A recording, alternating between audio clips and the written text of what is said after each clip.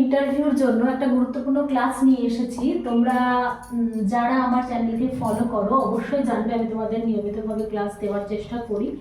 মাঝে কিছুদিন বন্ধ ছিল বিশেষ কারণের জন্য, আবার আমি শুরু করেছি। আজকে খুব সাধারণ বিষয়, আজকে কিন্তু আমরা অ ক খ পড়বো। সবাই হয়তো ভাবছো যে ম্যাম অ ক খ কীভাবে পড়াবেন আমাদের। এটা কিন্তু খুব ইম্পর্টেন্ট একটা পার্ট। প্রাইমারি টিচার হতে গেলে তোমাদের কিন্তু বর্ণমালা সম্পর্কে স্পষ্ট ধারণা থাকা প্রয়োজন। যেরকমটা অনেকের ক্ষেত্রে দেখা গেছে তারা কিন্তু ইন্টারভিউতে গিয়ে স্পষ্ট উচ্চারণ করতে পারেনি, এমনটা শোনা যায়। এবং ইন্টারভিউ যারা নিচ্ছেন তারাও কিন্তু নিজেদের মধ্যে আলোচনা করেছে। ব্যক্তিগত অভিজ্ঞতা, তোমরা বর্ণমালাটাকে খুব ভালো করে জেনে যাও এবং তোমরা সঠিক উচ্চারণ করো। শুদ্ধ প্রোনাউন্সিয়েশন না থাকলে কিন্তু তারা এটা খুব বেশি ফলো করবে, যেহেতু এটা প্রাইমারি স্টেজ। বাচ্চাদের ভবিষ্যৎ কিন্তু বা ওদের পুরো ভিত্তিস্তরটা তোমাদের হাতে নির্ভর করবে বলে তোমাদের অবশ্যই শিখে যেতে হবে, কারণ ওদের ভবিষ্যৎও তোমাদের উপর নির্ভর করছে। তাহলে আমি প্রথমে তোমাদেরকে অ সম্পূর্ণটা পড়াবো না, কিন্তু বর্ণমালায় এমন কিছু কিছু বর্ণ রয়েছে যেগুলো তোমাদের উচ্চারণ ভালো করে জানা প্রয়োজন, সেগুলোও তোমাদের বলে দেবো। কেমন? দেখো, আমি প্রথমে স্বরবর্ণ নিয়ে কিছু কথা বলে দিই। এটা যারা জানো তারা তো জানো, কিন্তু যারা জানো না তাদের জেনে যেতে হবে। যেমন এটাকে আমরা কি উচ্চারণ করব? এটা কিন্তু রস্ব ই। কেমন? এটা রস্ব ই। অনেকে বলে, অনেক রকম উচ্চারণ করে থাকে। এটার সঠিক উচ্চারণ হচ্ছে রস্ব ই। রস্ব মানে হচ্ছে কি? রস্ব মানে হচ্ছে ছোট। লিখে দিচ্ছি আমি, দেখো, রস্ব ই। এটা হচ্ছে রস্ব ই। রস্ব মানে হচ্ছে ছোট, ছোট ই। কেমন? এবার দেখো, এটা দীর্ঘ ই।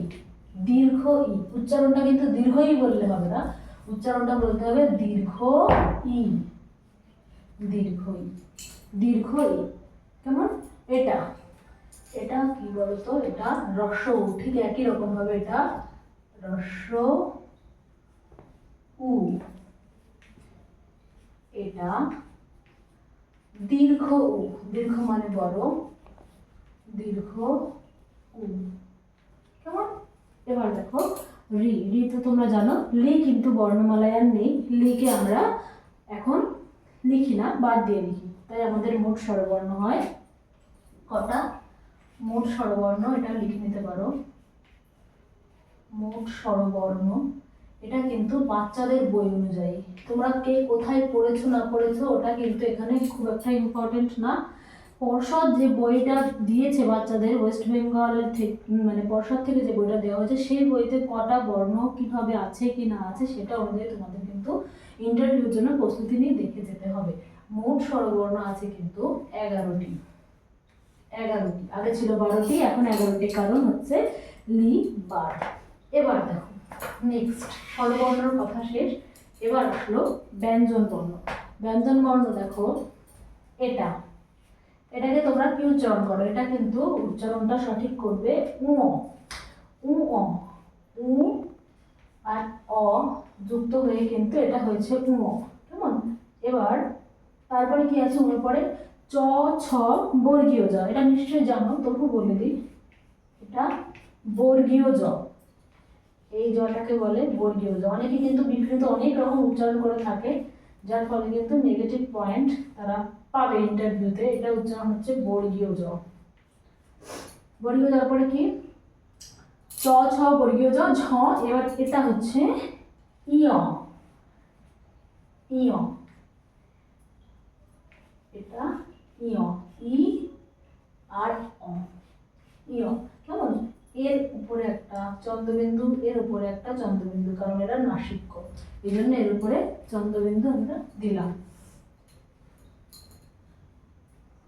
এটা উচ্চারণটা সঠিকভাবে তোমরা দেখো। এটার উচ্চারণ কি? এটার উচ্চারণ হচ্ছে দন্ত ন। কেমন? দন্তের ন নয়, দন্ত ন। দন্ত ন। দন্ত ন। দন্ত মানে তোমরা জানো দাঁত। আর একটা ন যেটা ছিল সেটা বলে দেওয়া আমার আগে উচিত ছিল, তোকে এখন বলে দিচ্ছি। এই যে নটা, এটা হচ্ছে মূর্ধন্য।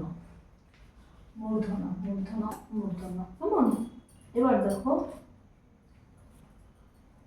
প ফ ব ভ ম। এইটা কি? এই যেটা আমি লিখছি, এইটাকে কি বলা হয় বলতো? এটা কিন্তু অন্তস্থ জ। কেমন? এটা অন্তস্থ জ, উন্তের জ নয় কিন্তু, অন্তস্থ জ। অন্তস্থ জ। অন্তস্থ জ, ন প্রমিত জ, এটাকে বলা হয় অন্তস্থ জ। এবার দেখো আসি স এর কথায়। আমাদের বাংলা বর্ণমালায় কিন্তু 3টে স রয়েছে। এই যে স, এটা হচ্ছে তালব্য স। তালব্য স মানে কি, যে স তাল উচ্চারণের সময় জিহ্বার তালুতে লেগে উচ্চারণ হয়, সেটাই হচ্ছে তালব্য স।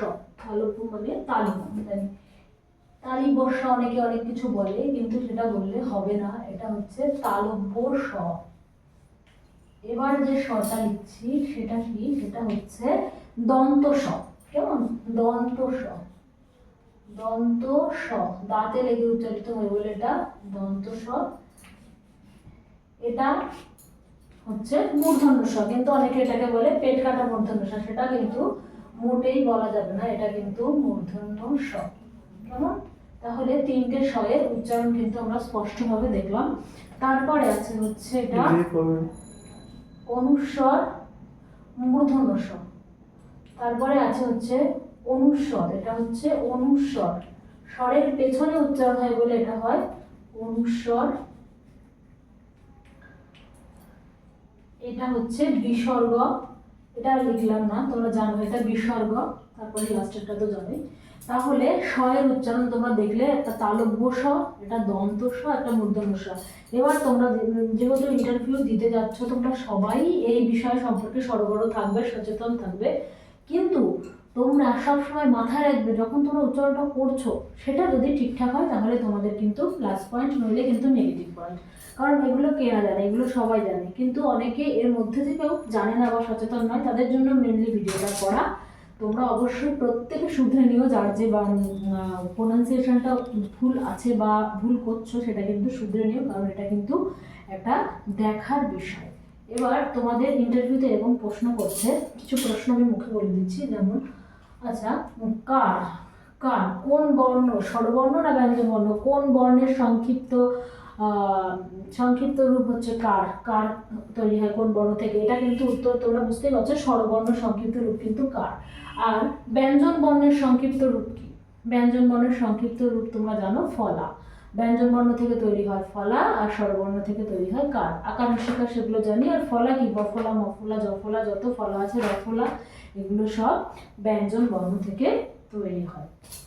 আর একটা খুব ভালো বিষয়, সেটা হচ্ছে বাংলায় বর্ণমালার কটি বর্গ রয়েছে, কেমন, বর্গর ভাগ, বর্গর ভাগ কিন্তু খুব বড় একটা ব্যাপার, আর এখান থেকে কিন্তু বাংলা অনার্সলে প্রশ্ন করবেই, এরকম ভাবে তোমরা প্রস্তুতি নিয়ে যাবে, কারণ বর্গ কিন্তু বাংলা ব্যাকরণ বা বাংলার ক্ষেত্রে বা প্রাইমারির ক্ষেত্রে একটা বড় পার্ট, এটা তোমরা দেখে যাবে। আর আমি তোমাদের নেক্সট ভিডিওতে কিন্তু বর্গ নিয়ে আলোচনা করে দেবো, তোমরা উপকার হলে অবশ্যই পাশে থাকো। আজকে